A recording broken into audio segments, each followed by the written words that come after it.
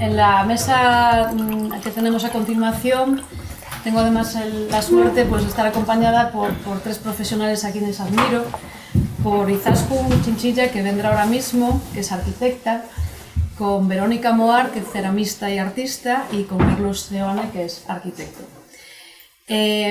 Me gustaría arrancar esta charla con unas citas que creo que lo van a contar bastante mejor que yo. En concreto, empezar por una cita de la arquitecta paisajista Mónica Luengo, que dice: no debemos comprender el paisaje tan solo como un objeto a contemplar o a transformar, sino por el contrario como una dimensión misma de nuestro ser. Estamos dentro de sus pliegues y por ello el paisaje cuenta la historia de aquellos que lo han vivido, como una realidad geográfica que es la expresión y la exteriorización de una relación, la del ser humano y la superficie de la Tierra. Me parece muy bonito. A lo largo del debate también voy a volver de vez en cuando a la obra de, bueno, a los textos de Palasmá también, porque creo que tiene mucho que ver con lo que vamos a hablar ahora. Porque siempre que hablamos, pues tratamos de hablar de la piel de la arquitectura y del territorio, de lo sutil o lo poético, lo misterioso, que es un poco lo que voy a tratar de sacar ahora con vosotros, y sobre todo de analizar la realidad del territorio, del paisaje, no solo a través de nuestra mirada, de los ojos, ¿no? Que es como el sentido predominante hoy en día, ¿no? Sino también del resto de los sentidos. Va a ir un poco por ahí el debate, ¿no? Bien, yo he detectado un poco en vuestra obra o bueno, algunos textos que ya he podido leer, de los que sí ya han enviado texto, otros no. Algunos temas que están como sobrevolando en todos vuestros casos, y quisiera destacarlos, ¿no? En concreto, me parece muy interesante el concepto del tiempo como lenguaje, algo que decía Nacho esta mañana: ¿cuánto futuro puede haber en el pasado, ¿no? Eso me parece una frase preciosa, ¿no? Después también los materiales y la percepción del lugar a través de los sentidos, como comentaba ahora, ¿no? La imaginación, lo poético, lo espiritual, el deseo, que creo que también es uno de los motores principales en todo lo que rodea el Camino de Santiago. Y un concepto que trajo también el texto de Izaskun, que es el derecho universal al uso y disfrute de la riqueza del espacio público del camino, como lugar de encuentro con los demás y de encuentro con nosotros mismos también. Volveré a estos temas después. Entonces, si os parece, vamos a empezar con vuestros turnos. Tengo el cronómetro aquí, voy a ser implacable. Me he bajado la aplicación, o sea que... No es coña, no es coña. Y luego el reto fundamental, yo creo que este debate, es que no os durmáis después de la anchenta que nos acabamos de hacer.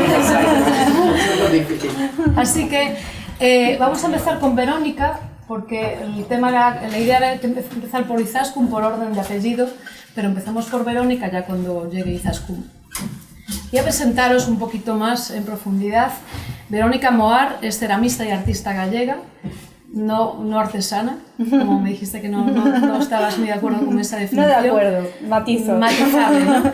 Sí. Su práctica artística se caracteriza por desdibujar los límites convencionales de la cerámica, ampliando sus posibilidades en ámbitos como la escultura, la performance o la danza contemporánea.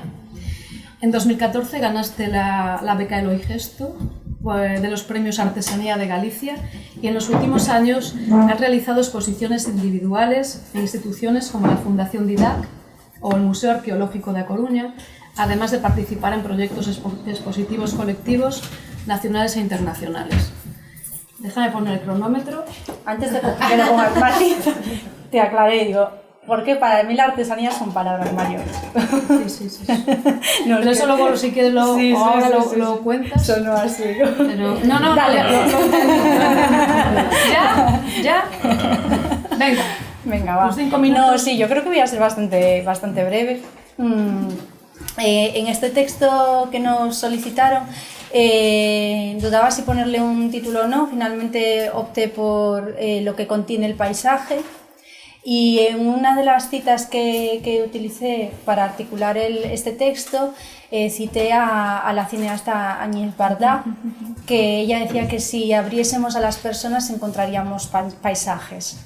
Entonces creo que esta frase me agarré a ella porque define bastante lo que quiero transmitir yo a través de mi práctica artística, y también desde el punto de vista de la artesanía también está sobrevolando los trabajos que hago en ese aspecto.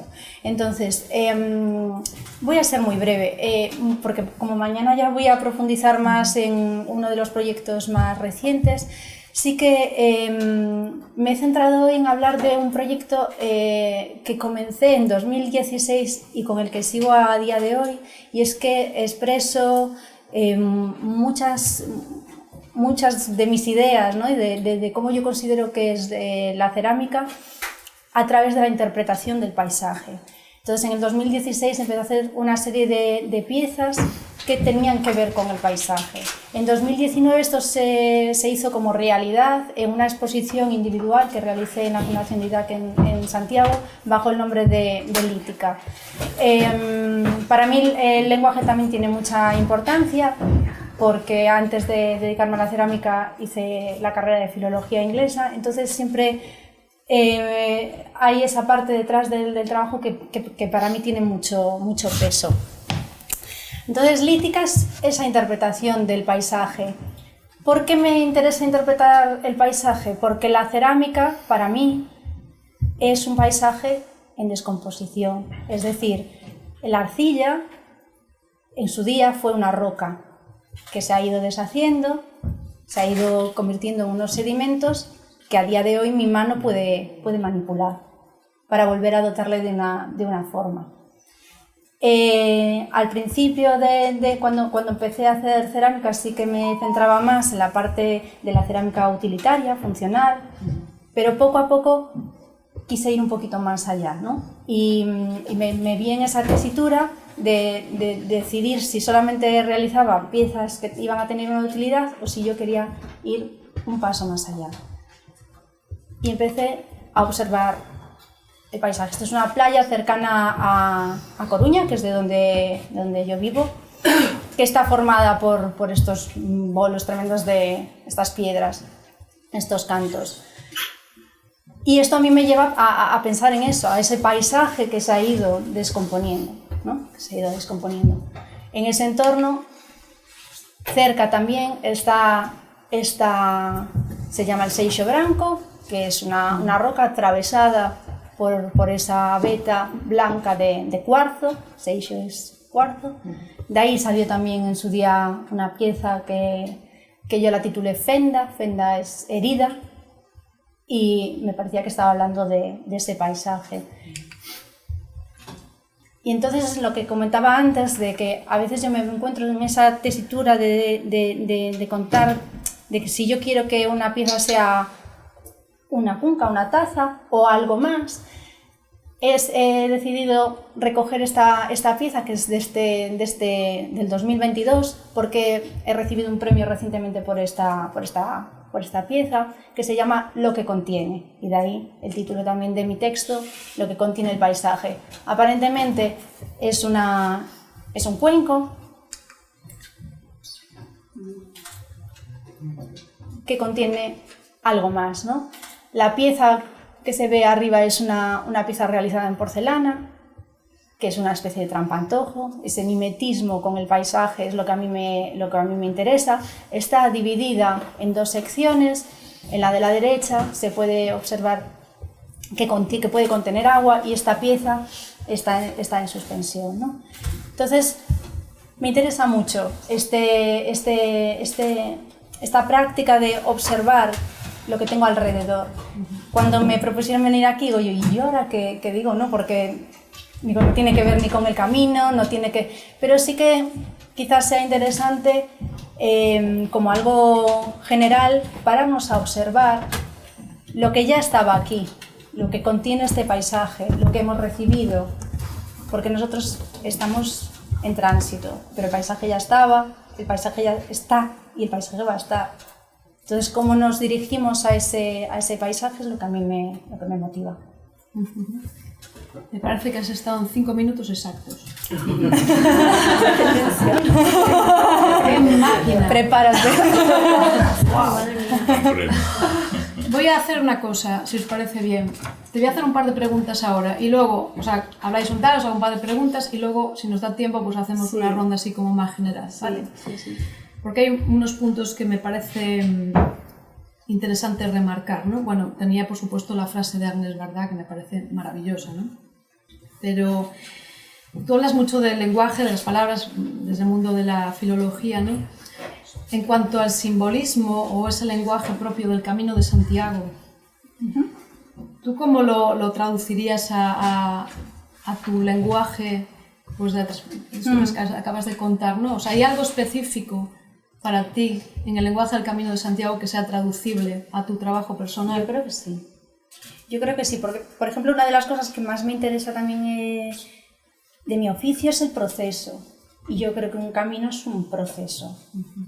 Y lo mismo que decía, que yo recibo este material, ¿no? que ha sufrido un proceso natural y ha llegado hasta mis manos, también sufre un proceso de transformación desde que yo lo recibo hasta que termina siendo una pieza, y a mí es lo que más me interesa también. A veces no es lo más interesante, no sé qué le pasará a los peregrinos, si lo más interesante es realmente llegar a la catedral o el hecho de haber caminado hasta la catedral. Y el trayecto, sí. Y yo creo que en mi caso es así. El proceso y ese tiempo casi destilado de crear una pieza, porque también la cerámica tiene unos tiempos que no se pueden alterar. Yo soy una persona muy nerviosa y me ha dado unas lecciones de paciencia considerables, y yo creo que eso sí que se puede. Hay una analogía con el camino. Seguramente si sentamos aquí a cualquier peregrino dirá que ha salido transformado precisamente porque los tiempos de la vida diaria, las preocupaciones o lo que sea, se supone que el camino te lleva a dejarlo a un lado, y sí que podría tener sí, un paralelismo con la cerámica. Sí. De hecho, tenía aquí una anotación también, porque hay unas frases que tienes que me gustan mucho, que dices: la cerámica es una disciplina que no entiende de prisas, se trata de un lenguaje lento, recuerdos del pasado interpretados desde el presente, eco. Sí. Entonces también encuentro ese paralelismo con el tiempo del caminar, sí, ¿no? Como un viaje lento, ¿no? Sí. Y ese mismo tiempo también de Sí, es un proceso. Yo siempre lo digo también, que no me gusta, y lo veníamos hablando en el auto, los atajos son trampas. O sea, ¿de qué sirve? Pues mira, hacer el camino y coger un atajo, o subirte a un medio que te lleve hasta el siguiente punto. No tiene sentido. Pues en cerámica es exactamente lo mismo. Hay que hacer cada paso sí o sí. Entonces sí que hay... Sí. Y luego en mi trabajo también le presto mucha atención a la memoria. Por eso decía la artesanía. Para mí, yo lo que he tomado son las herramientas o los modos de hacer de un oficio artesanal para pasarlo por un filtro completamente subjetivo, personal, y ha dado lugar, pues, al tipo de proyectos que yo me atrevo a compartir. Y eso es así. Entonces, me gusta mucho también analizar qué es lo que me ha precedido, recoger unas formas, recoger unas maneras de hacer e interpretarlas desde el presente, por si lo que yo voy a dejar sirve de inspiración a una generación futura. A lo mejor viene una persona que a día de hoy empieza a realizar cerámica, igual que yo tengo mis referentes, pues puedo llegar a ser a lo mejor el referente de alguien, decir, pues no, porque había una persona que hacía cerámica, pero metía danza contemporánea o hacía performance para presentar. Pues, ¿y cómo es esa relación en tu proyecto Lítica? ¿Cómo fue esa relación entre el proceso? Muy natural. Y el cuerpo y la performance, ¿cómo lo has planteado? Pues no, muy natural, no lo planteé, o sea, llegó, surgió. Sí que es verdad, a veces bueno, al principio sobre todo me sentía un poco impostora cuando empecé a hacer cerámica, porque yo venía completamente de la filología, y cuando ya llevaba un tiempo haciendo cerámica, pues empecé a resentirme de la espalda y entonces empecé a hacer danza contemporánea. Y cuando empezaba lo tenía todo muy compartimentado.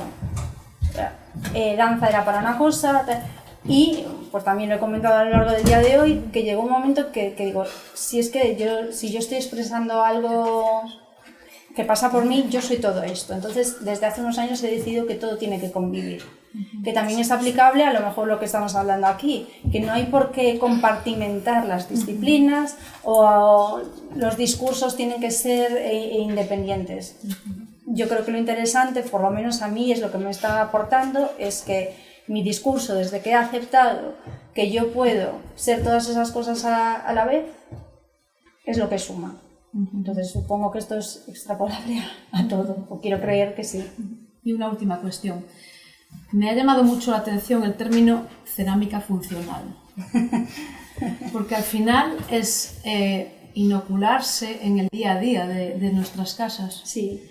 Ese es el punto, ¿no? Y la belleza, la importancia de rodearnos de belleza. Sí, esto lo decía Paola también. Lo que comentaba esa palabra a mí me parece sostenible o la... Sí. Sí. Y me parece fundamental que artistas diseñen nuestro día a día, o sea, que estemos rodeados en nuestras casas, comamos. Sí, hay un lema que es Less Plastic, More Ceramics. Y ya, o sea, sería un buen punto de partida. Sí, que en el día a día y que sea útil, pues ir invadiendo algunos espacios. Y realmente, si lo piensas, la cerámica está muy presente. Sí, muy presente. Lo que pasa es que lo identificamos con piezas como más utilitarias, pero que yo a veces digo, nuestros baños están llenos de cerámica. Lo que pasa es que tienen formas que a lo mejor son, pero es que los procesos son exactamente los mismos. En un cohete que va a la luna hay piezas de cerámica. En nuestras dentaduras también hay. La verdad es que estamos bastante rodeados. Pero sí, que vaya ganando espacios sería lo ideal. Sí. Muy bien, muchas gracias, Verónica. Podéis aplaudirle.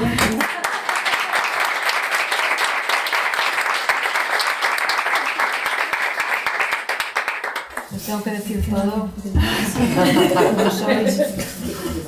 Bueno, vamos entonces ahora con Izaskun.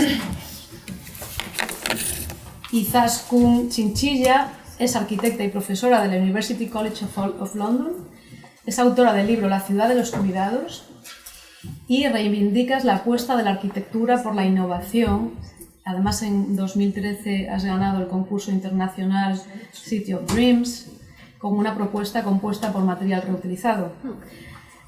Más de 200 revistas y publicaciones de arquitectura nacionales e internacionales han referenciado tu trabajo y tu contribución al sector fue reconocida con una mención de honor en el premio Art Vision 2013, que destaca la trayectoria de mujeres arquitectas en todo el mundo. Antes comentábamos que simplemente durante 5 minutos como máximo, que voy a poner el cronómetro otra vez. Que suene un pipí, que esto es muy bien porque igual tengo un pipí conmigo. Yo te aviso. Está muy bien. Bueno, cuando había hablado con Natalia me dijo, estás en una mesa donde se va a hablar de algunos de los parámetros básicos para el diseño de las intervenciones en el paisaje. La escala, el contexto, bueno, estas variables clásicas, si queréis. Y yo pensé, bueno, ¿qué aportación puedo traer, además, a una célula de pensamiento como la que tenemos aquí, ¿no? Tan plural en voces y tan híbrida en disciplinas? Y he pensado orientar estos 5 minutos de conversación a cómo las variables con las que hemos diseñado tradicionalmente tenían normalmente un carácter unívoco. Hablábamos de un tiempo, un contexto, un cliente, un usuario, un lugar, un material muchas veces. La escala era un concepto unívoco y además eran conceptos extraordinariamente ligados al aspecto visual. como también te tengo a ti de moderadora de la mesa, digo, bueno, vamos también a echarle alguna piedrecilla al aspecto visual con el que hemos jugado la arquitectura tantas veces, ¿no? Decimos, ¿por qué la escala es importante en una intervención en el paisaje? Pues los arquitectos hacen esto, ¿no? Hacen una primera maqueta, la ponen ahí y hacen así. Ironía, ¿no? Que rigen una sola medida y que normalmente se ha juzgado mucho con la vista. Yo intentaba hablar de la reconversión, de con qué nuevos parámetros tenemos que diseñar piezas en el paisaje, con la idea de pasar de lo unívoco a lo contextual, a lo relacional, si queréis, y por tanto pasar algo así como de la filosofía de un solo sentido, de lo visual, a una filosofía mucho más integradora. Creo que no se puede hablar del medio ambiente sin esa transición, creo que no se puede hablar de sociología sin esa transición, y creo que de muchos de los parámetros que hemos oído hablar esta mañana, participación ciudadana, compromiso ciudadano, no podemos hablar sin esa transición.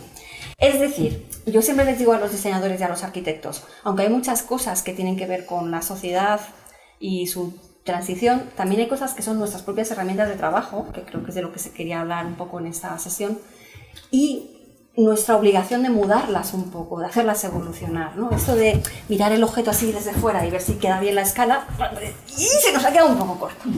Entonces, escalas, por ejemplo, ¿no? Este es un pabellón, como han contado, que ganamos en un concurso abierto, construido con 350 ruedas de bicicleta, 550 ruedas de bicicleta, 350 paraguas, 120 trípodes de fotógrafo y 60 núcleos circulares de los que tienen las ruedas de coches. Y diréis, ¿la escala de este pequeño pabellón se puede medir con la vista? La respuesta es no. ¿Por qué son 550 ruedas de bicicleta? Porque es lo que se puede recoger en el radio de Manhattan en 3 meses de recogida de materiales. Es decir, parámetros como la economía circular, que parece que va a ser uno de los que den la mano al diseño en los próximos 3 décadas, implica una noción de la escala completamente distinta, donde no hay un solo sentido geográfico, sino también un sentido temporal, y donde no hay un sentido personal, sino un sentido relacional. La escala, la sociedad. En este caso tenemos un contexto geográfico, Manhattan, un tiempo, 3 meses, y un equipo, 42 voluntarios que contribuyeron a la construcción de la pieza. Bueno, podríamos pensar que la escala es una excepción, ¿no? Y que vaya, sí, se ha vuelto muy complicada la escala, qué rabia, ¿no? Pero puede ser que algo que se haya quedado un poco más tranquilo. Habéis hablado esta mañana, me ha gustado mucho esta frase maravillosa que han sacado por ahí de cuántas sorpresas nos dará el pasado. Bueno, pues efectivamente, el patrimonio ha dejado de ser ese lugar seguro que parecíamos conocer al dedillo, ¿no? De hecho, ¿cuál es la sorpresa que ha traído el patrimonio en los últimos 15 años?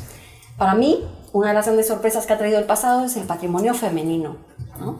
Nos hemos empeñado en hacer exposiciones estas de esperar, el Museo del Prado nos va a descubrir que las mujeres también hicieron retratos de reyes y que había una que además casi parecía Velázquez. Bien, no nos interesa. Ya sabemos que las mujeres no hicimos lo mismo que hacían los hombres y que no fuimos excelentes en las mismas industrias y en las mismas materias. Queremos ver y revisar qué hicimos las mujeres, que sí que fue patrimonialmente relevante. Y quizás son los museos los que tienen que cambiar el ángulo, la visión curatorial con la que se están planteando las exposiciones. A lo mejor no nos interesan los grandes cuadros de la nobleza, a lo mejor nos interesa el bordado, a lo mejor nos interesa la cerámica y no la plástica. Bueno, una intervención rendiendo homenaje a Georgia O'Keeffe, especialmente un aspecto de su biografía que se conoce menos que estas grandes flores, con las que ella reclamaba lo que normalmente ves en 2 segundos, delicada de 2 horas, y te sentirás instantáneamente rodeado de naturaleza porque emplearás el tiempo como lo haces en un jardín. Pero especialmente haciendo un guiño a la recopilación que hizo Georgia de el arte navajo como única persona en el Nuevo México de aquella época que consideró que era algo de lo que había que hacer un catálogo con afán protector. Entonces, esa visión que teníamos de conocemos que ha sido patrimonio del pasado, de repente es que las raíces de lo que somos y seremos se extienden al futuro y al presente y al pasado, para revisarlo, de nuevo, en un sentido más contextual. Si tomamos el género femenino, nuestro patrimonio cambia. Por último, había traído una intervención reciente del año pasado para el Festival Concéntrico 8 en Logroño.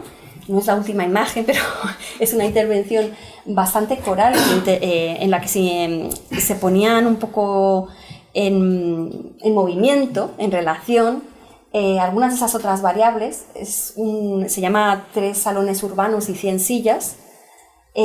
Son 3 salones urbanos que intentan convertir carriles que se han dedicado al tráfico en vehículos conquistados para la acción ciudadana, la utilidad cívica, hablar, tomarse juntos un café sin tenerlo que pagar, poder hacer cross-booking, prestarse libros y al mismo tiempo apoyar la biodiversidad. En este caso apoyábamos la biodiversidad con pequeños equipamientos para pájaros, especialmente para la higiene y el alimento.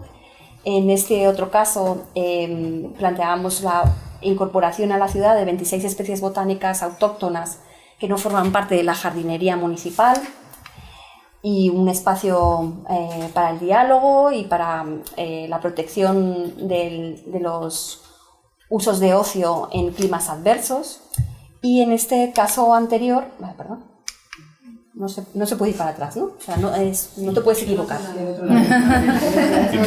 Tiene 2, pero yo siempre le doy a los 2 y me va para la misma dirección. Ah, sí, y otro salón urbano dedicado a la biodiversidad. De nuevo, ¿cuál es ese esquema que ponemos en tela de juicio con estos elementos? Esa vieja idea que teníamos de el lugar como solar. Yo he oído en escuelas de arquitectura decir, es un barrio donde realmente no hay nada interesante. No sé, porque no hay un Le Corbusier. No entiendo que haya barrios que no sean interesantes, porque en todos los barrios hay millones de vidas transcurriendo. Entonces hay millones de cosas interesantes. Entonces, frente a esa idea del solar como un lugar vacío donde el arquitecto intervenía, ¿no? De nuevo, una cosa unívoca que es fundamentalmente un aspecto y una comprensión visual, estamos intentando entender que, por ejemplo, la transición hacia una nueva movilidad es algo fundamentalmente relacional, político, donde hay que consensuar fuerzas municipales y la población. La idea es que estas piezas sirvieran para hacer un proyecto bottom-up para la delimitación del área de bajas emisiones, donde la ciudadanía pudiera decidir dónde se iban a localizar estas piezas para hacer peatonal esos espacios. Y donde factores como la biodiversidad, que en las ciudades solo se puede conseguir de 2 maneras, con grandes corredores biodiversos o con lo que llamamos en la literatura anglosajona los stepping stones, ¿no? Esas piedrecitas que te ayudan a pasar un río. La biodiversidad como islas que se tocan lo suficiente, que están suficientemente próximas, que son suficientemente biodiversas. Fijaros la explosión de parámetros que esto supone, ¿no? Del solar que estaba vacío, donde no sucedía nada interesante hasta que llegaba un arquitecto, a una acción social y políticamente activa, participada por grupos muy diversos entre sí, que se tiene que consensuar y que al mismo tiempo se arbitra a largo plazo en qué vamos a ganar en 50 años. Es decir, hemos hecho una expansión en el tiempo y en el espacio. Hemos dejado de ser responsables de un solar cliente y hemos empezado a ser responsables de impactos prácticamente universales y arrastrados en el tiempo, ¿no? A ver si lo hago bien. Sí. Y bueno, en este mismo proyecto, la acción que fue la más importante quizá y que culminó un poco un largo proceso de colaboración multidisciplinar con la Fundación Daniel y Nina Carasso. Esta mañana se empleó la expresión exacta Recomponiendo Saberes, que es el nombre de la convocatoria que sacan anualmente, y nos financiaron este proyecto, entre otras cosas, para fabricar con una plataforma de encuestación online que diseñamos nosotros 100 sillas que tuvieran padrinos con nombres propios, padrinos y madrinas, donde los habitantes de la ciudad de Logroño podían elegir un icono del diseño del siglo XX ver cómo nosotros lo podíamos transformar en una silla plegable ligera, fabricada con fabricación digital en CNC, añadir pequeños homenajes a la riqueza patrimonial de Logroño, el patrimonio intangible, por ejemplo, los personajes históricos que habían sido importantes, bueno, al color, y contarnos en qué lugares de Logroño faltaba ese equipamiento de descanso que el ayuntamiento pensaba que había garantizado de forma muy satisfactoria. Decía Achu esta mañana, a Nacho, perdona, que te he hecho el nickname, ¿no? Decía a Nacho, la participación muchas veces es más una aspiración que una metodología bien articulada, ¿no? Bueno, pues en este caso, el sociólogo con el que trabajamos nos dijo, bueno, arquitectos, no vayáis a caer en este optimismo que os caracteriza, esta encuesta digital va a tener como mucho 12 respuestas si queréis 100 sillas, ¿estáis preparados para tener un plan B? Yo siempre digo que en España para ser pesimista no hace falta justificar nada, ¿no? Para ser optimista hay que traerte ahí como un cerro así de folio, ¿no? Bien, 580 participaciones espontáneas, 490 de esas participaciones dejando su email para responsabilizarse de la silla y apadrinarla no solo durante la semana de concéntricos, sino para seguir mandando fotos de la vida que iba a tener cada una de estas sillas. Casi 500 candidatos. En España no estábamos ni en países escandinavos, ni en ese lugar que todos sabíamos que es Holanda. Estábamos en España. Apuesta segunda. No voy a decir quién fue, no fue el comisario, pero un voluntario de la asociación. Bueno, si sacamos las sillas y no las encadenamos y ponemos un candado, pues desaparecerán el primer día. Las contábamos los 7 días de duración del festival. ¿Sabéis cuántos había el séptimo día? 100, efectivamente, 100. Bueno, y aquí veis un poco la deriva que esas sillas fueron tomando por la ciudad. Lo mismo, queríamos hacer un proyecto bottom-up donde la ciudadanía pudiera delimitar el nuevo área de bajas emisiones de Logroño, moviendo esas sillas y descubriendo usos cívicos que la ciudad todavía no había explorado.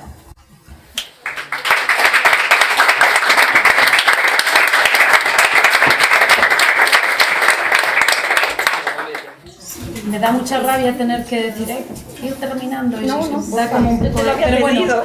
un poco lo que te iba a preguntar en primer lugar es un poco lo que estabas contando ahora sobre la escucha al ciudadano a la hora de, como arquitectos, plantear este tipo de proyectos más participativos, ¿no? En concreto, recuerdo también otro proyecto que realizaste en la Huerta de Murcia, el Hogar sin Casa, ¿no? Donde estableciste esa comunicación, ese diálogo con colectivos locales, ¿no? Quisiera preguntarte sobre el problema, lo que estabas comentando, ¿no? El problema de comunicación que tenemos, que es un tema que se planteó yo esta mañana, ¿no?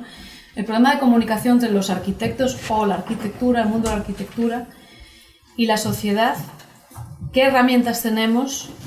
¿Cómo traducimos luego eso que escuchas, o sea, lo que la gente opina? También hablando de esta mañana, pues por ejemplo, el problema de la Plaza de Armas de Ferrol, ¿no? O sea, que no siempre es un diálogo feliz, ¿no? Es a veces conflictivo, ¿no? Y también, vosotros creéis, bueno, también podéis, si queréis, comentar vosotros, ¿creéis que los arquitectos realmente escuchamos a la gente? Mira, yo tengo no voy a contar muchas interioridades, pero tengo, por azares de la vida, un chat que hay los que fueron miembros de una junta de gobierno del Colegio de Arquitectos de Madrid. Cada vez que sale cualquier noticia sobre participación ciudadana, las opiniones van más allá del escepticismo. Pasan, curiosamente, hay casi la misma reacción ante el feminismo y otras muchas cosas, pero bueno. En fin, está mal que lo diga, pero es cierto. Pero la participación es una cosa que a los arquitectos les molesta especialmente. Dicen que es inútil, que no sale nada, especialmente cuando está en la intimidad. Ante los políticos pueden tener una... Pero así en un chat de WhatsApp, yo de vez en cuando me contengo porque digo, ¿y si lo mando a un periodista con mala leche, ¿sabes? Pero no lo hago, ¿eh? Bueno, entonces, ¿la participación funciona? Sí. ¿Cualquier participación funciona? No. La participación tiene la mala costumbre de ser muy costosa organizativamente en varias dimensiones y con varios criterios. Primero, la participación lleva tiempo. Entonces, si yo salgo a la calle y digo, voy a hacer un proyecto, bien, que participe la ciudadanía, el mes que viene quiero los resultados, no te va a funcionar. Segundo, requiere personas que tienen un entrenamiento específico en participación. Yo no hago ningún proyecto de participación ciudadana o de compromiso ciudadano, como nos gusta a nosotros llamarlo, sin haberme formado yo, haber formado a mi equipo y tener sociólogos que sean expertos en ese tema. Segundo, cuesta dinero, compañeros. Cuesta dinero, es caro y cuesta recursos emocionales, cognitivos, disciplinares, políticos, económicos. Si todas esas cosas no se ponen en funcionamiento, no funciona, efectivamente no. Aun poniendo esas cosas, además hay un rigor de qué podemos y no podemos conseguir con participación. En los años 60 se empezó ya a hablar de lo que se llamaban las no preguntas, que es, hagamos participación. Por ejemplo, le podemos decir a la gente que elija el color de su fachada. Claro, sí, lo que pasa es que el problema es que tú enfrente le vas a construir una cárcel. Entonces no le vas a preguntar si quiere la cárcel enfrente de su casa, le vas a preguntar el color de su fachada. Van a sentir una gran desmotivación después de ese proceso participativo, ¿vale? Entonces, hay procesos participativos emblemáticos por su buena puesta en marcha. Yo siempre, a quien le apetezca, porque generalmente, por ejemplo, las nuevas generaciones de arquitectos les veo con una actitud absolutamente distinta al medio ambiente, a la participación ciudadana, al feminismo y a cualquier cosa que tenga que ver con un valor social que no se mide con la vista y que no es unívoco. Y yo siempre les pongo el ejemplo de Jurados Ciudadanos, un proyecto precioso que se hizo en la India con agricultoras analfabetas a las que se les propuso si querían aceptar o no la semilla transgénica en sus cultivos. ¿Qué hicieron? Llevarles a todos los expertos de las grandes universidades del mundo y permitir que las analfabetas les hicieran preguntas. Después les dieron un cubito con un medidor de pH y les permitieron o les animaron a que durante un año midieran la calidad del suelo y la calidad del agua en sus cultivos. Y después de un año, esas señoras analfabetas en otro simposio acorralaban a catedráticos de Oxford haciéndoles preguntas sobre qué porras había pasado con el potasio de su parcela. Y después de eso, evidentemente, todos imagináis qué pasó. No se aceptaron las semillas transgénicas. Mayor productividad en primera cosecha, absoluto deterioro del suelo a largo plazo. ¿Qué hemos hecho? Hemos empoderado a la ciudadanía con una herramienta de tercer grado, o sea, propia del doctorado, propia de la herramienta de investigación, propia de la profesión, para que tome buenas decisiones. Y hemos dado un cuerpo empírico a los técnicos que no tenían antes, que es esa medición de pH que solo puede hacer la ciudadanía. Los señores del Ayuntamiento de Logroño no sabían cuáles eran los dos lugares donde no había equipamiento público suficiente. Puertas de colegios y puertas de hospitales. Gran sorpresa. Salió de ese proyecto participativo. No había un técnico que lo hubiera descubierto. Entonces, para mí es la diferencia entre participación, mera participación, compromiso ciudadano. En literatura anglosajona es esto del public engagement. Tenemos que empoderar con buenas herramientas. La gente que participa tiene que adquirir. Y ostras, los técnicos también tienen que descubrir cosas, que es ese conocimiento empírico de base que se da en grandes números y que no se da en un libro. Y yo, pues, bueno, soy, como me veis, una gran creyente. Me estoy acordando ahora de una anécdota que nos pasó. Yo estoy realizando un proyecto de investigación sobre los pueblos de colonización desarrollados durante el franquismo y estamos grabando un documental. Y hace poco fuimos a rodar a Andalucía y en el primer pueblo que se hizo, El Torno, dimos con un colono, con un antiguo colono, un agricultor. Y bueno, fue muy emocionante porque bueno, el hombre se emocionaba muchísimo, nos hablaba lamentaba la pérdida de la actividad de la agricultura en aquella zona, ¿no? Y nos comentaba que él era muy bueno como agricultor y que venían los peritos y los ingenieros agrónomos del régimen que venían pues, a enseñarles a los agricultores, a los colonos, porque claro, muchos eran de secano, entonces al transformar la producción en regadío tenían que aprender a trabajar el regadío, ¿no? Y entonces venían a enseñarles, a darles herramientas, como tú comentas, pero este hombre era muy bueno, porque le gustaba investigar. O sea, él inventaba nuevos sistemas para hacer que sus plantas crecieran mejor, ¿no? Y él comentaba que venían no solamente pues, compañeros a ver, oye, ¿cómo hace Manolo? Que no sé qué. Venían los peritos de la zona y de más lejos a aprender cómo hacía este hombre a través, obviamente, de la práctica, de su propia investigación, ¿no? Y la verdad es que es una especie también de participación ahí, ¿no? Y me pareció muy, muy bonito eso. Me acaba de recordar esto que acabas de contar, ¿no? Que el hombre era analfabeto y todo lo que tú quieras. Sí, vale. pero empíricamente sabía más que los otros a través de los años y que hizo mejorar a sus compañeros colonos de otras parcelas y también a los que enseñaban a los otros de otros pueblos, ¿no? Así es. Y es muy bonito lo que nos contó. La verdad es que fenomenal. Otra cosa que te quería comentar es, bueno, también quise destacar de tu texto algo que comentaste cuando empezaste tu disertación, que era el tema comentas, no le pediría al camino esculturas o hitos que solo podamos disfrutar con los ojos, ¿no? Eso es muy importante. ¿No? También cuando empecé toda esta charla me acordé de Palasma, ¿no? Y de esto de la percepción del lugar a través de los demás sentidos, no solo de los ojos, ¿no? Y decías, los futuros equipamientos deben otorgar el derecho universal al cuidado. Esto que comentaba también del derecho universal al uso y disfrute del lugar. Recuerdo también esta última pieza de Concéntrico, ¿no? de casi apropiarnos otra vez de este espacio común a todos, ¿no? Como lugar de encuentro. Decías, los futuros equipamientos deben otorgar el derecho universal al cuidado y a un hogar sin estructuras, ¿no? Un hogar sin casa. ¿Cómo podemos hacer que la gente se sienta en un hogar, ¿no? En este espacio público?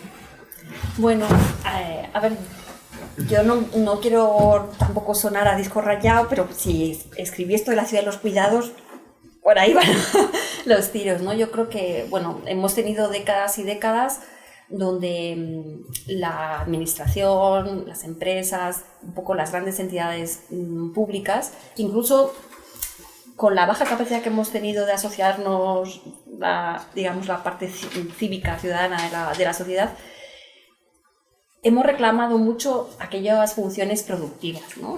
Queremos un sitio para trabajar, queremos un empleo, queremos poder llegar eficazmente en los medios de transporte a los sitios, queremos poder comprar, queremos consumir, queremos tener acceso, poder ir al teatro, aunque luego no vayamos, ¿no? Pero que queremos poderlo hacer, ¿no? Y el teatro probablemente ya está en el límite, ¿no? Pero siempre en ese ámbito del consumo, Claro, ha llegado un momento que nos han empezado a estallar como pequeñas burbujas, ¿no? En la mano.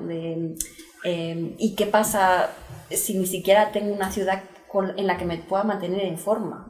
¿Y qué pasa si no tengo una ciudad donde pueda mantener la salud mental? ¿Y qué pasa si tengo una ciudad donde muere más gente por contaminación y cantidad de ruido? Que, ojo, yo en el libro recojo datos en algunas partes que son estremecedores. El atropello de vehículos es la quinta causa de muerte y se ponen el 60% de las ciudades la quinta causa de muerte universal en el mundo. La quinta. O sea, el ruido tiene que ver con todas las enfermedades degenerativas neuronales que tenemos alrededor. La contaminación mata mucho, mucho más que el COVID, mucho más. Bueno, pues con todas esas cosas convivimos a diario. Entonces, hemos sido muy conscientes de nuestros derechos en lo productivo, pero no en el cuidado a nuestro cuerpo, al cuerpo de los demás y al medio ambiente que nos rodea. ¿Cómo podemos convertir la propia naturaleza, el camino, nuestro patrimonio cultural y natural en nuestra casa? Pues pidiéndole que nos cuide y siendo conscientes de que tenemos derecho a ello, que tenemos que organizarnos como sociedad para tener ese derecho individual, ese derecho colectivo y ese derecho contextual al medio ambiente, ¿no? Al aire limpio, al descanso, a pequeñas notas que introduzco en el libro. ¿Sabéis si hay alguna ciudad del mundo que preserve el derecho a dormir en el espacio público? No la hay. ¿Sabéis cuántos lo niegan? Solo en Estados Unidos 189. Los bancos. Es decir, a la arquitectura hostil. Es decir, no tenemos derecho a echarnos una siesta en el espacio público. Hemos dejado de luchar. O sea, habéis visto en Francia por 2 años de retraso en la jubilación, ha habido una auténtica rebelión, ¿no? No hay rebelión por la arquitectura hostil.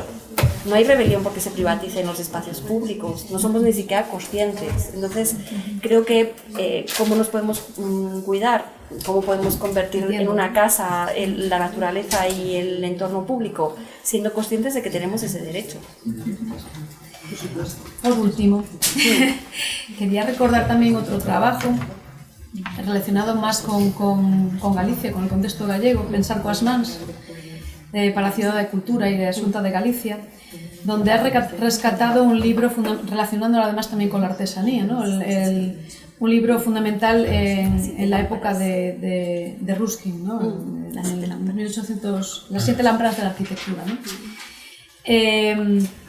Me ha gustado especialmente la relación que habéis hecho entre, digamos, esas 7 lámparas, ¿no? Cada una que corresponde a una palabra original que empleaba Ruskin, que eran palabras como sacrificio, verdad, poder, belleza, vida, memoria y obediencia, y las habéis conectado con otras palabras, digamos, desde el mundo ya contemporáneo, ¿no?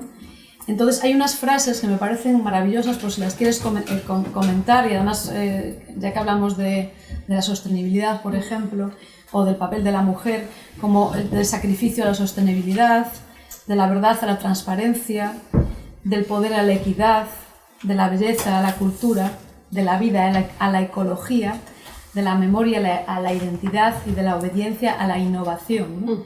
Entonces había en concreto pues, el tema del sacrificio a la sostenibilidad, pues el uso de los materiales locales, por ejemplo, o del poder a la equidad, reivindicar el espacio de lo femenino ligado a lo doméstico, y aquí también un poco recordamos lo que hablábamos contigo, o el valor de lo cotidiano, ¿no?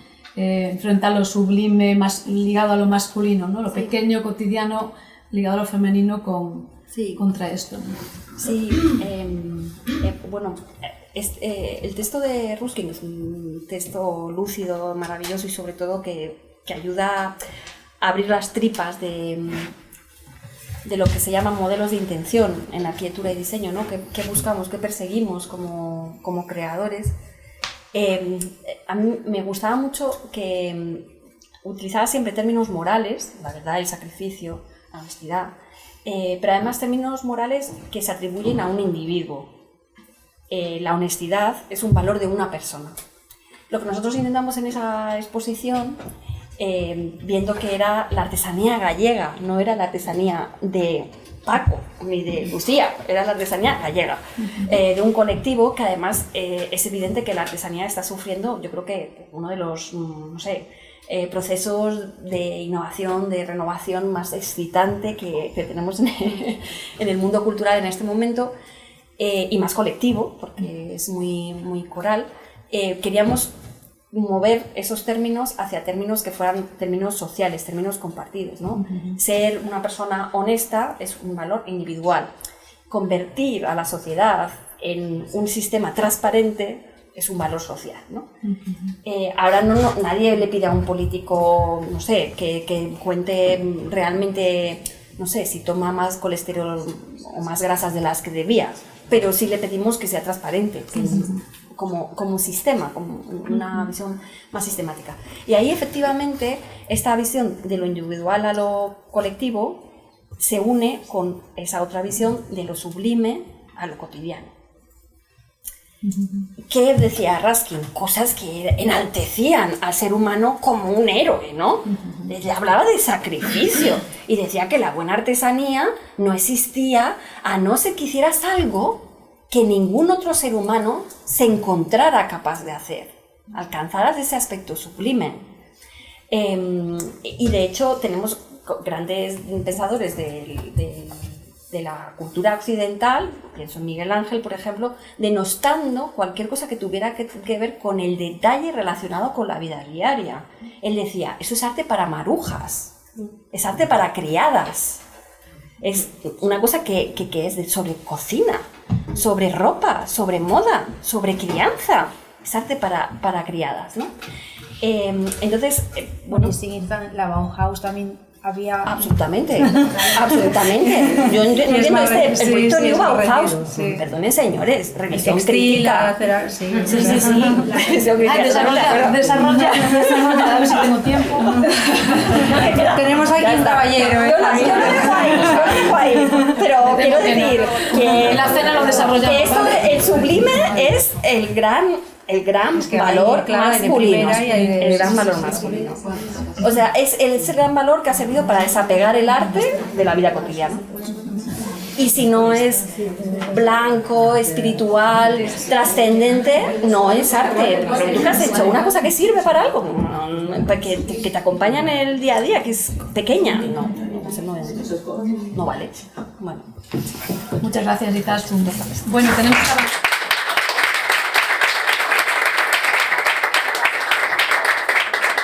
Está saliendo aquí mucha telita que vamos a tener que desarrollar después por ahí. No sé. Vamos con Carlos. Carlos Seoane es arquitecto y profesor universitario y también presidente de la Fundación de Arquitectura Compostela, vicepresidente de la Fundación RIA impulsada por David Chipperfield. En la 15ª, ¿se dice 15ª? ¿15ª? Sí, se dice 15ª. ¿15ª qué? Bienal de Arquitectura y Urbanismo. Sí. Siempre me lío con los ordinales. Banco do Piñeiro ganó el premio de urbanismo y el premio de producto por su propuesta de elementos identitarios del Camino de Santiago. Una de tus obras más conocidas, El Mirador de la Pedra de Rá, que esta mañana ya salió en varias conversaciones, galardonado con los premios FAD, Lledó y COAC. Con tu obra también has participado en exposiciones colectivas, como el caso de la reciente Galicia Futura. Te cedo la palabra. Muy bien, gracias a todos por la invitación y por la asistencia. Bueno, intentando hacer un discurso personal, pues quizás hablando del espacio público, los proyectos que tengo para mañana son de espacio público y de paisaje, pero sobre todo espacio público. Y el texto que no te envié, pero que sí escribí, trata del silencio. Y yo creo que el silencio, yo lo hablaba Pita por la mañana, ¿no? La necesidad de no hacer más objetos en el espacio público. No el silencio acústico, pero sí el silencio visual. Yo creo que en las ciudades y en los espacios públicos también hay excesos de objetos, de elementos de autor, de artista, que marcan el espacio público con la idea de generar una calidad, sin duda, pero que alteran, en mi opinión, el concepto de privado y público, introduciendo elementos privados en algo que debía ser de todos. Entonces, la mayoría de mis proyectos, que explicaré mejor mañana, pues tratan más que de objetos de alfombras. Lo que se trata, más que de objetos más o menos de artista, sí de que estructuras casi artesanales, me gustaría que fueran artesanales, aunque no puedo, pero sí trabajando con artesanos, establecen una red de relaciones en la medida que el espacio público se dignifica no por objetos, sino por la calidad de los suelos. Y nunca llegan a establecer objetos más allá de la altura necesaria para un respaldo, para un parapeto, ¿no? Y esa necesidad, yo creo que de silencios en el espacio público es todavía más fuerte a lo mejor en intervenciones en el camino, ¿no? Porque quizás en el camino lo que alguien persigue es momentos de soledad, ¿no? O de aislamiento, no sé si de meditación, pero sí de aislamiento. Y normalmente cuando uno interviene en decidir un proyecto, ¿no? Por mucho participativo que sea, uno construye objetos. Objetos pueden estar definidos por una persona o por 100 personas, pero los objetos son decisiones de un grupo o de un individuo. El espacio público, en la larga vida del espacio público, debe ser, en mi opinión, claro, en su calidad anónimo. Que pasen 100 años y nadie diga quién ha hecho esto, pero qué es esto y por qué está esto.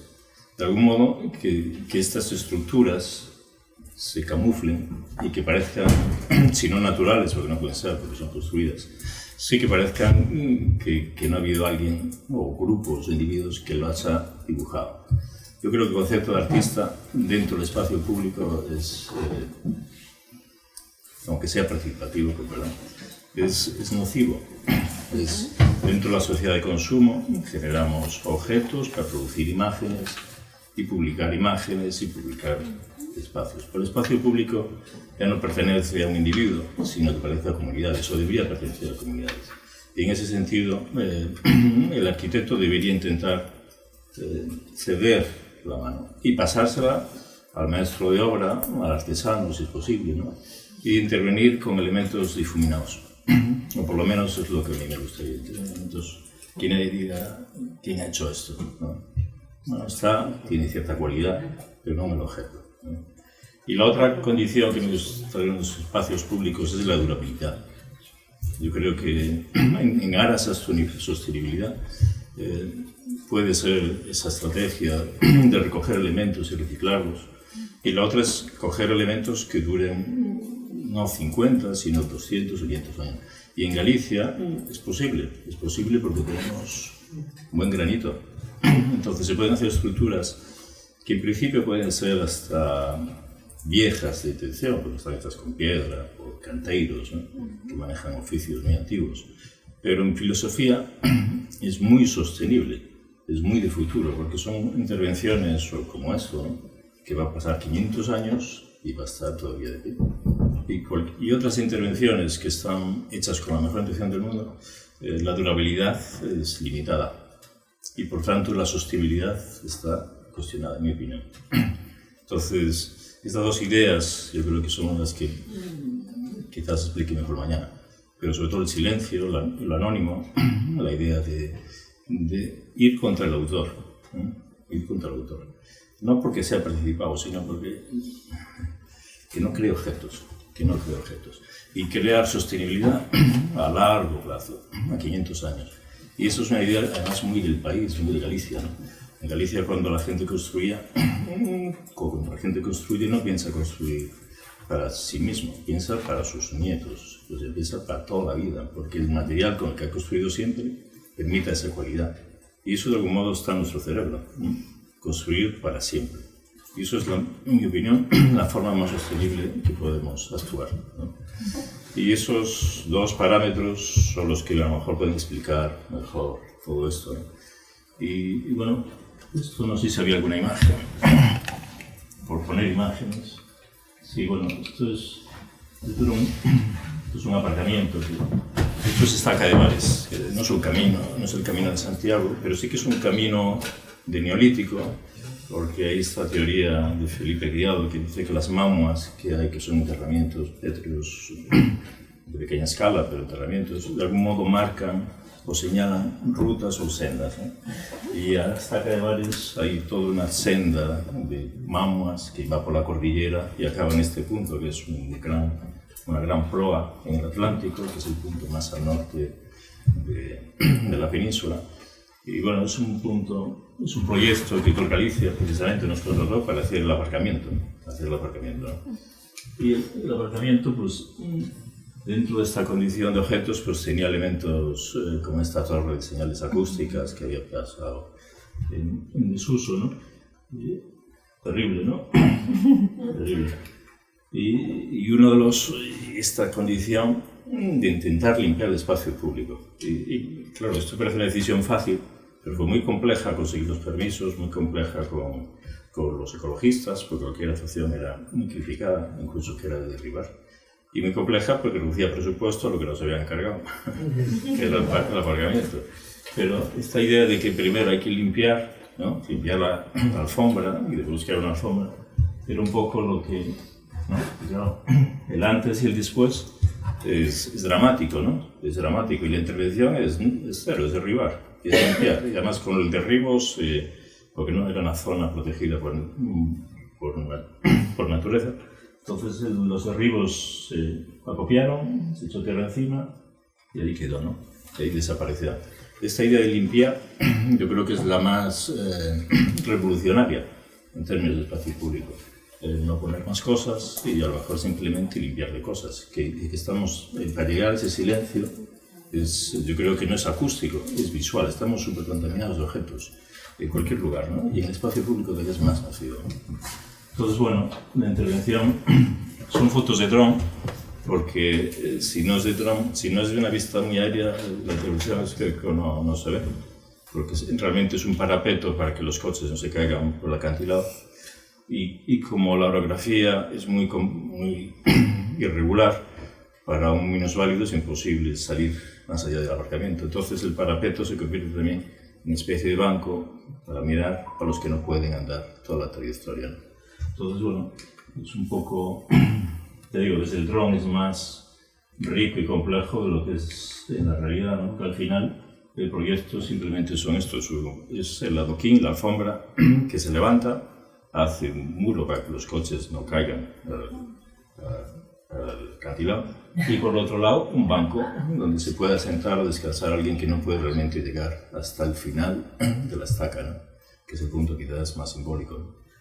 Entonces, y bueno, con esta idea de recuperar también esta idea de eternidad, estos pavimentos, ¿no? Que están hechos con adoquines, que son culturas, bueno, milenarias, ¿no? Que además son restos de cantera, no son piedras cortadas, son piedras que sobran de una cantera, que se acumulan y después alguien va colocando en un fin, efectivamente, con unos medios muy artesanos, es cierto, ¿no? Pero esa condición a lo mejor más antigua lo supera la durabilidad que genera. No existe material que podamos hoy en día que tenga la durabilidad de esto, es imposible. Además es drenante, con lo cual no hay que acumular, conducir el agua, entubarla, ¿no? Entonces la durabilidad está por encima a lo mejor de otros materiales que pueden ser en teoría más contemporáneos, pero que limitan el futuro de una intervención, ¿no? Bueno, son fotos de lo mismo, son fotos de Ana, ¿no? Sí. Digo, desde abajo no se ve la intervención, porque primero hay coches, después está todo a esta altura, y entonces pero esa es la cualidad, es una alfombra bastante anónima, pero es una alfombra que permite, que revierte la condición de todo espacio, ¿no? Bueno, este es otro proyecto que era también esto, pero quizás a lo mejor que lo dejamos para mañana, porque si no, los proyectos un poco... Te cuento entonces un par de cuestiones, te pregunto un par de... Sí. ¿Podemos? No, tenemos ahí un poquillo... ¿No? Sí, ¿no? ¿Sí o no? Sí, ¿no? Sí. Vale, bien. Las 6 tenía como... sobre esto último que comentas, el tema del silencio. Bueno, además me gustaría... Bueno, he leído el maravilloso texto que Palasmar escribió precisamente de estas obras, ¿no? de tus obras, de Lavadoiro de Artes. Bueno, además acabamos de colaborar ahí en un proyecto artístico sobre tu proyecto de reforma, bueno, de recuperación de Lavadoiro de Artes, que mañana lo contarás, ¿no? Pero había unas cosas que comentaba Palasmar de tus proyectos que eran alabando sobre todo... por ejemplo, hay una frase que dice que son piezas que median entre el paisaje y la arquitectura, la memoria y la imaginación. O sea, habla de tu capacidad, de la capacidad de tu arquitectura para transmitir narrativas sutiles, ¿no? Este punto de imágenes poéticas y esto, no sé si nos dará tiempo a que lo comentes ahora o yo te pediría que mañana hablases más sobre estos temas, ¿no? de esa capacidad de transmitir narrativas sutiles. Hablaba también de que tus proyectos son abstractos y es liberador. O sea, esa capacidad tuya de liberar quizás de lo que estás comentando, ¿no? De no añadir más ruido a esas persistencias. Pero me quisiera concentrar en el tema del sonido. Por un lado, ese vacío, o sea, es el no añadir más ruido, pero también, por otro lado, a eso que también él menciona constantemente, que es la percepción del espacio de la vista, ¿no? El sentido hegemónico, ¿no? Y me gustaría mencionar un proyecto que creo que viene al caso de Abelardo Gil Fournier, que se llama Maguat, que habla del tema este del sonido, del espacio de respeto acotado por el sonido o la lejanía al sonido. Maguat es un espacio que viene del Imperio Otomano, que con motivo de un programa de colonización agraria, y era el nombre, Maguat, el nombre que reciben aquellas tierras baldías propensas a ser expropiadas por el gobierno, y para delimitar qué era Maguat o qué no, la regla establecía un criterio basado en el sonido. Una zona era Maguat si no estaba en producción y los sonidos y voces de los pueblos más cercanos no eran audibles. O sea, Maguat significaba muerto. Era la característica administrativa de las tierras sin voz. Me parece súper poético este punto, ¿no?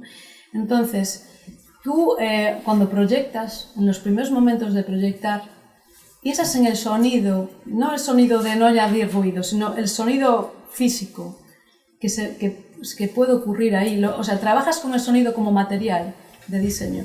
Me gustaría. Pero sí es algo que uno descubre cuando va a los sitios, ¿no? Sitios como este, el lavadero, el ruido del agua. Este es un lavadero de 33 metros de lámina de agua constante y natural que hace murmullo, los árboles, ¿no? O la Pedra de Arrá, que estás a 2 kilómetros del mar y estás oyendo el mar, como si estuviera cerca, ¿no? Pero eso es un conocimiento que uno logra cuando va a la obra casi, ¿no? Entonces es un conocimiento que va aprendiendo un poco tarde. Pero claro que sería lo ideal, ¿no? Introducir. Pero ese nivel no creo que haya llegado yo, más que de modo pero casual. sí el manejo, por ejemplo, de otros, del tema de las texturas, ¿no? O sea, sí, el aspecto más táctil, ¿no? Sí, bueno, lo genera la cualidad del material mismo, ¿no? Que tenemos en Galicia, que es el granito, ¿no? Y la calidad de los artesanos, los canteiros, ¿no? Que saben cortar, saben cerrar y las texturas son miles, ¿no? Las puntas y las texturas del material en su corte, ¿no? Eso es una riqueza, en mi opinión, impagable, ¿no? Y un valor, ¿no? Pero en mi opinión no es lo más importante de un espacio público, ¿no? Hablabais antes de la Plaza de Armas, yo creo que es la plaza perfecta. O sea, de acuerdo. Elementos anónimos y con carácter. Y la libertad está, el valor del proyecto está en la libertad de la persona, ¿no? Y después las texturas, hay gente que interpreta un modo, otro de otro, a uno le gusta más un diseño, otro. Pues dentro de interpretaciones. El espacio, en mi opinión, público debe ser espacio abierto de interpretación. En la medida que no hay objetos y no hay presencias, las texturas las da el accidente, la naturaleza, las estaciones, está bien y yo las valoro, pero de una forma personal como individuo. No creo que sea algo a valorar como diseñador de por sí. Ni el objeto, ni las texturas, ni lo moderno. La libertad, lo anónimo, sí. Pero eso, como decía un profesor de arte, decía que para ser buen diseñador de espacios públicos y de patrimonio, decía que antes que ser arquitecto hay que ser viejo.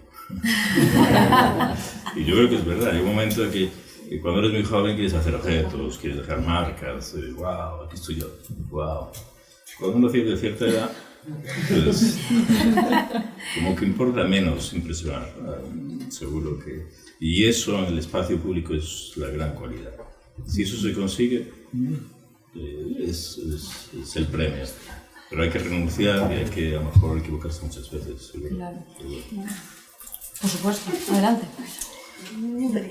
O sea, yo creo que este es un discurso, como es un discurso tan hegemónico en arquitectura, ¿no? Es el discurso en el que mi escuela de arquitectura era el más alto.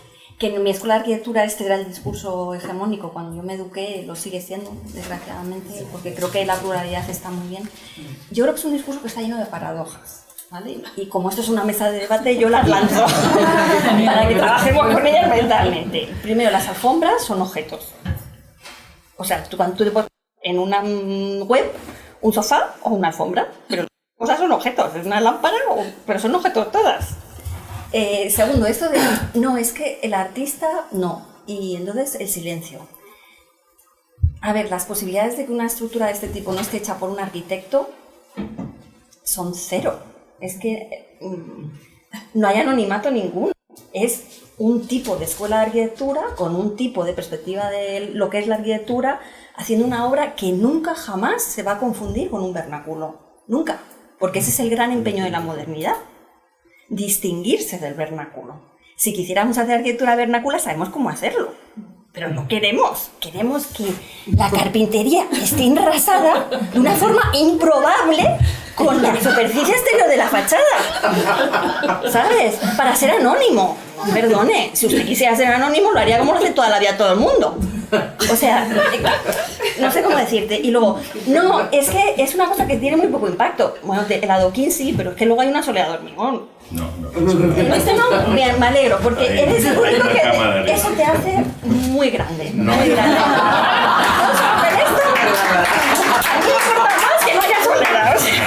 Además, Carlos cuida mucho también, que era otra cosa que le quería comentar, que sus obras tengan un escaso o muy pequeño coste de mantenimiento. Sí. Eso es la leche también, ¿no? Y el impacto medioambiental ahí es donde se lo juega, en quitar esa soledad de hormigón, absolutamente. También digo, construir en piedra, genial por la durabilidad, pero como lo hiciéramos todos, escalemos. Depende de dónde, Galicia hay canteras que... Hay canteras que son montañas, que las quitamos y hacemos una mina con un impacto ambiental bárbaro. O sea, lo que quiero decir es que, que es un recurso que funciona muy bien, pero que tiene sus pequeñas cosas. No solo digo eso. Por eso yo hago piedras.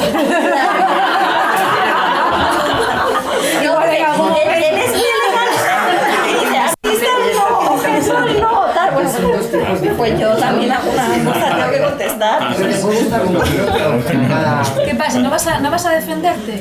No, bueno, mejor callado.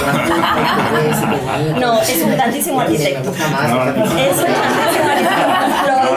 Lo digo con todas las de la ley. Es un grandísimo arquitecto. Bueno, pero yo creo que podéis convivir los dos, que hablábamos aquí. No. Carlos es el arquitecto invisible y tú eres la arquitecta visible. Quizás para el camino esa invisibilidad, digamos, o ese anonimato en el espacio público ya va bien, pero para otras cosas... Carlos es visible. Sí, claro que es visible, pero bueno, es como... más poético. De hecho, es más visible. Yo lo que quiero es que reflexionemos, que reflexionemos como profesión. O sea, esa invisibilidad que nosotros creemos que tenemos de cara a la sociedad es un grandísimo accidente visual en medio de algo que comprendía. Es como para que solo lo perciban ojos expertos, educados, que perciben ese corte que tú dices, se enganche. Entonces también hay como una capacidad de lenguaje, es un poco como el arte conceptual. Totalmente. Solo unos cuantos elegidos son capaces de entenderlo. Ya le conté a Carlos que lo que contaba, fui este fin de semana, fui con un grupo de coleccionistas de toda España y los íbamos a abrir la verdad que les encantó y les enseñé cómo era. Pero estaba un señor allí y dice, pero este arquitecto, o arquitecto no fichó nada, es que no fichó nada. Y decía, bueno, por eso es bonito, pero veía ahí como pandilla, tan cutre esto, no sé qué, o sea, quería como material, presencia y le parecía que no había hecho nada. Pero bueno. Yo creo que el espacio público es distinto a un proyecto convencional. Y eso es de la respuesta al viejo maestro. Yo creo que los dos tenéis, o sea, que lo que acabas de decir tú es exactamente, yo creo que tienen razón a los dos a la vez, ¿no? Un punto en común, y se dijo esta mañana de que me gustó que también, que el arquitecto es un agente más y que tiene que responder a las necesidades y no generarlas. Yo creo que en ambos casos, desde perspectivas diferentes, hay un punto, o sea, los dos respondéis a unas necesidades concretas en unos proyectos, claro. sin generar... Y lo que está hecho ahí responde a un sitio, una cultura, una y en economía, el caso de, yo viéndolo un poco, que estoy aquí como desde fuera, pero... Bueno, no sé si alguien quiere comentar algo más, si no cerramos porque creo que ya vamos fuera de tiempo. No voy a hacer resumen ni nada, porque esto es irresumible, francamente.